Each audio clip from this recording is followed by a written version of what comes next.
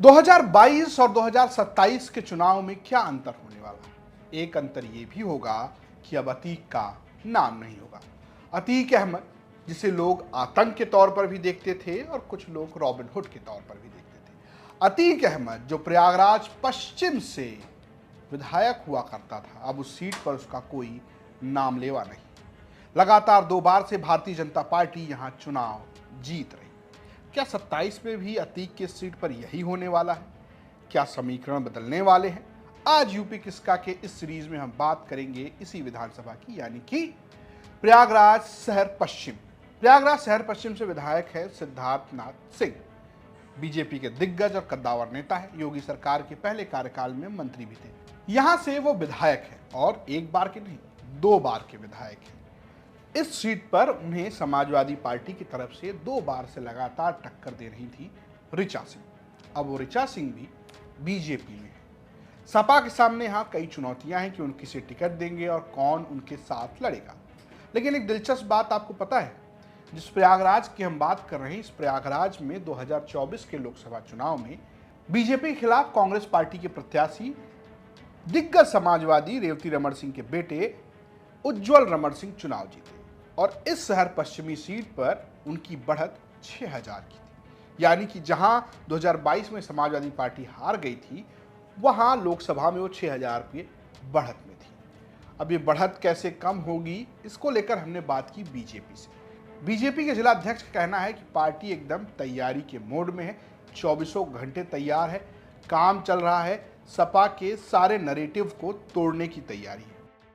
27 अब तैयारी हमारी पूरी है, चूँकि हम लोग लगातार काम करते हैं। ये कोई चुनावी वर्ष हमारे नहीं होता है, चुनाव आ गया है तो हम तैयारी शुरू करेंगे।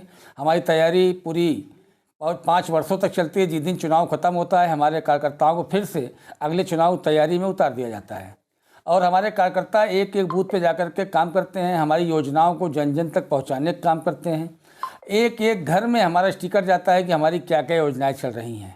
ज़रूरतमंदों तक हमारी योजनाएं पहुँचे, इसके लिए हमारे कार्यकर्ता सजग रहते हैं और समाजवादी पार्टी के कार्यकर्ताओं के द्वारा जो नैरेटिव फैलाए जाने का काम किया जाता है, उस पर भी हमारे पार्टी के कार्यकर्ता जवाब देते हैं। उनके नैरेटिव के खिलाफ लग करके जनता को समझाने का प्रयास करते हैं। एक तरफ बीजेपी है, दूसरी तरफ समाजवादी पार्टी है। समाजवादी पार्टी का कहना है कि जो पीडीए 24 में था, वही 27 में भी होगा। और समाजवादी पार्टी के नेता माननीय राष्ट्रीय अध्यक्ष जी ने जो पीडीए का एक फार्मूला दिया है, उस फार्मूले पर लोकसभा के पिछले चुनाव में आपने देखा होगा कि समाजवादी पार्टी ने बहुत अच्छा प्रदर्शन किया और देश की तीसरी सबसे बड़ी पार्टी बनकर के उभरी। तो हम इसी फार्मूले पर संविधान और लोकतंत्र को बचाने के मुद्दे पर, नौजवानों के मुद्दे पर, महिलाओं की सुरक्षा के मुद्दे पर चुनाव लड़ेंगे, विकास के मुद्दे पर चुनाव लड़ेंगे और पूरी उम्मीद है कि 2027 में चुनाव जीतेंगे। तो ये तो सुन लिया आपने पार्टियों का पक्ष, लेकिन ये सीट सिर्फ पार्टियों के पक्ष से नहीं, एक और पक्ष हुआ करता था या है, ये 27 में पता चलेगा। वो पक्ष है अतीक अहमद का। ये वही सीट है जहां पर अतीक अहमद 5 बार विधायक हुआ। कई एक आध बार वो समाजवादी पार्टी से हुआ, कई बार निर्दलीय हुआ, कई बार अपना दल से भी हुआ और उसका भाई अशरफ भी इसी सीट से विधायक हुआ। वो आपको पता होगा कि किस तरीके से पुलिस की कस्टडी में अतीक अहमद की हत्या की गई, जो प्रयागराज में ही हुई और उसके बाद खूब चर्चा होती है गद्दी समाज की। गद्दी समाज किसके साथ जाएगा, क्योंकि ये सीट, यहाँ का स्ट्रक्चर कहीं ना कहीं मुस्लिम वोटों पर बहुत कुछ निर्भर करता है। लेकिन इस इतिहास में पूजा पाल का जिक्र भी बहुत ज़रूरी है। पहले आप समझिए कौन कौन यहाँ से विधायक रहा है। अभी 2217 में सिद्धार्थनाथ सिंह हैं, उससे पहले 12 में पूजा पाल बसपा से विधायक थी। 2007 में पूजा पाल यहाँ से बसपा में विधायक थी। उससे पहले 5 में अशरफ समाजवादी पार्टी से विधायक उपचुनाव में जीते थे। जब 2004 में राजू पाल जो बसपा से विधायक थे और उनकी हत्या हुई, तब अशरफ यहाँ से चुनाव जीते। और उससे पहले अतीक अहमद यहाँ से अपना दल से विधायक थे 2002 में, और उससे पहले लगातार अतीक अहमद ही विधायक थे। तो 2005 के बाद अतीक का खाता नहीं खुला और समाजवादी पार्टी का भी यहाँ खाता नहीं खुला। पूजा पाल जो चायल से विधायक हैं, वो भी अब बीजेपी के साथ है, क्योंकि राज्यसभा चुनाव में उनकी खटपट हो गई थी अखिलेश यादव के साथ। और अतीक अहमद के मामले में जिस तरीके से वो योगी आदित्यनाथ के साथ नजर आई, उन्हें पार्टी से बाहर भी किया गया।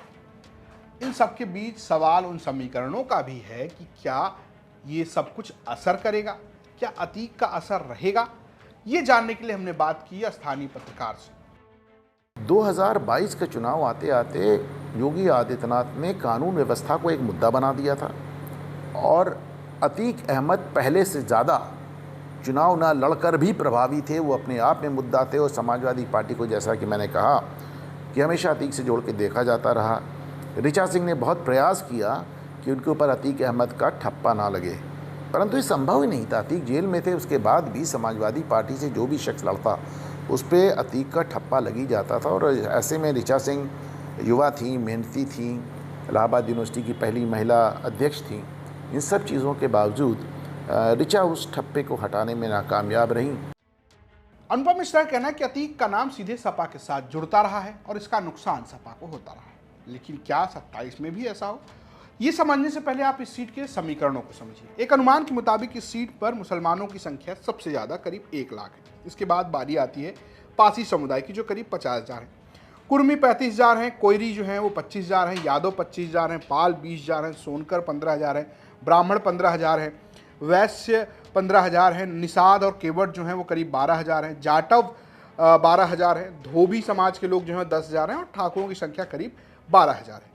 यहाँ पर मुस्लिम जो है समाजवादी पार्टी के साथ नजर आता है। अतीक की हत्या के बाद क्या होगा, ये भी एक सवाल पैच। यहाँ पर मुस्लिम वोटर जो है वो समाजवादी पार्टी के साथ नजर आता है। और एक बात ये भी है कि पासी समुदाय भी 2024 में सपा के साथ जुड़ा है। यादव भी समाजवादी पार्टी का वोटर रहा है पारंपरिक तौर पर।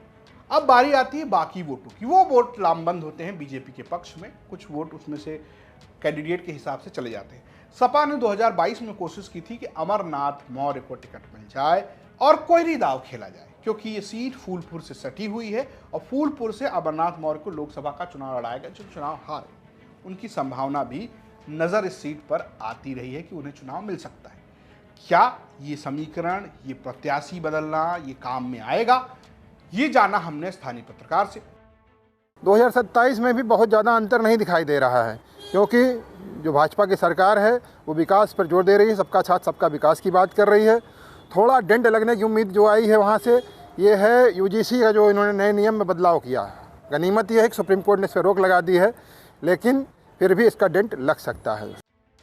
तो अंचित मिश्रा का कहना है कि यहाँ पर चुनाव बीजेपी के पक्ष में होगा, क्योंकि पीडीए के बाद भी कहीं ना कहीं बीजेपी मजबूत है। हालांकि यूजीसी का प्रभाव भी देखने को मिलेगा। अब देखना यह है कि कौन किसका कितना वोट तोड़ता है और किसको किसका समर्थन मिलता है। अतीक की सीट पर कौन बनेगा नया विधायक, ये आप हमें कमेंट बॉक्स में बता सकते हैं। ये स्टोरी भेजी थी प्रयागराज से हमारे सहयोगी आनंद ने। देखते रहिए यूपी तक। नमस्कार।